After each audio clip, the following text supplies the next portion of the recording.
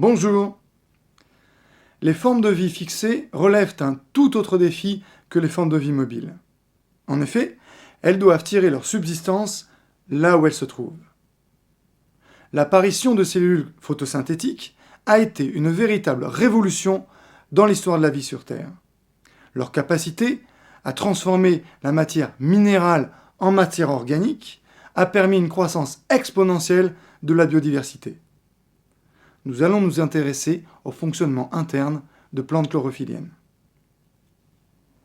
Malgré la grande diversité des végétaux, les plantes à fleurs fonctionnent de manière identique. La plante se trouve à l'interface de l'atmosphère et du sol. Elle va donc devoir développer des processus qui lui permettent de tirer ce dont elle a besoin pour croître et se reproduire. Enfin, notons que les surfaces d'échange souterraines et aériennes sont comparables. Le réseau racinaire d'une plante se développe de façon fractale, c'est-à-dire qu'il se démultiplie des plus grosses racines jusqu'aux radicelles et aux poils absorbants. Ceux-ci absorbent les minéraux dissous dans l'eau pour constituer la sève brute qui va remonter le long des vaisseaux de xylème jusqu'aux feuilles grâce au processus d'évapotranspiration.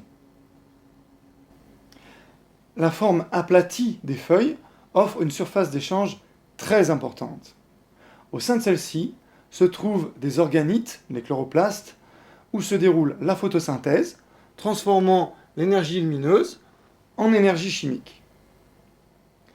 Comme vous devez le savoir, le dioxyde de carbone absorbé par les feuilles et l'eau absorbée par les racines se transforment en dioxygène et en sucre, tel que le glucose. Cette sève élaborée est transportée par la suite dans l'ensemble de la plante, et en particulier aux bourgeons et aux racines, qui sont des parties non chlorophylliennes. Cette sève élaborée est transportée par les vaisseaux de phloème, qui est constitué de cellules vivantes, dont les parois sont en cellulose. Cette réaction chimique constitue la photosynthèse. Je vous rappelle que les plantes vertes effectuent également la réaction inverse, qui n'est autre que la respiration. Cette photomystère représente un stomate, du grec stoma, qui veut dire bouche, par où rentre l'oxygène et le CO2, participant à la photosynthèse. Ces stomates se situent dans la couche inférieure de la feuille, dont nous voyons ici une coupe transversale.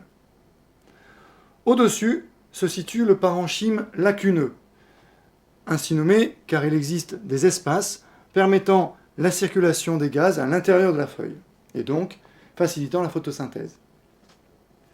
Le parenchyme palissadique, ainsi nommé à cause de la forme de ces cellules, recèle un grand nombre de chloroplastes où se déroule la photosynthèse.